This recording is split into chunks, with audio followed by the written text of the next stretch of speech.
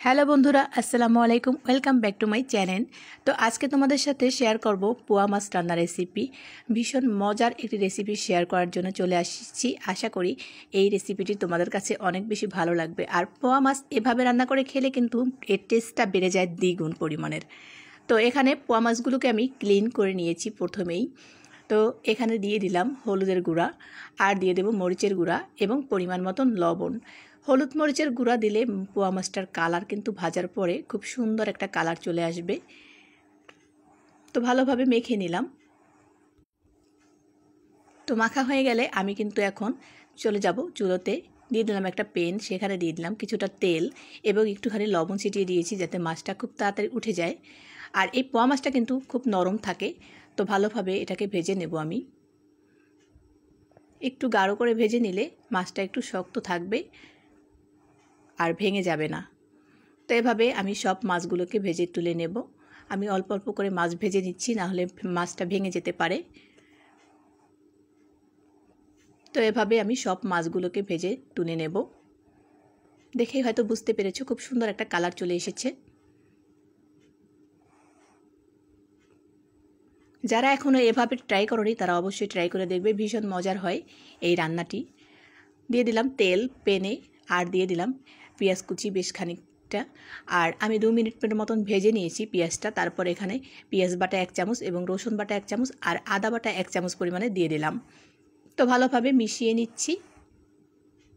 এখন দিয়ে দেবো 1/2 চামচ পরিমাণের হলুদের গুঁড়া, 1 চামচ পরিমাণের মরিচের গুঁড়া, আর দিয়ে দিলাম পরিমাণ মতন লবণ। একটুখানি পানি দিয়ে দিলাম। এখন 1 চামচ পরিমাণের জিরা গুঁড়া দিয়ে দিলাম, আর ধনিয়ার গুঁড়া দিয়ে দিলাম 1 চামচ পরিমাণের, গরম মশলার গুঁড়া দিয়ে দিলাম 1 চামচ পরিমাণের। তো ভালোভাবে এখন মশলাটা কষিয়ে নেব। তো আমি এখানে 2টো তেজপাতা দিয়ে দিলাম। মশলাটা কিন্তু খুব ভালোভাবে কষাতে হবে। যখন এরকম তেল ছেড়ে দেবে মশলা থেকে, তখন বুঝে নিতে হবে যে মশলাটা কষানো হয়ে গেছে। তো এবার আমি পরিমাণ মতন পানি দিয়ে দেব মাছটা রান্না করার জন্য। তো পানি দিয়ে কিছুক্ষণ অপেক্ষা করব। পানিটা বলক চলে আসলে মাছগুলোকে দিয়ে দেব একে একে। তো এভাবে সব মাছগুলোকে দিয়ে দেব। তো আমি এখানে কিছু টমেটো দিয়ে দিলাম। টমেটোটা ডিপ ফ্রিজে ছিল, সেটাই দিয়ে দিলাম।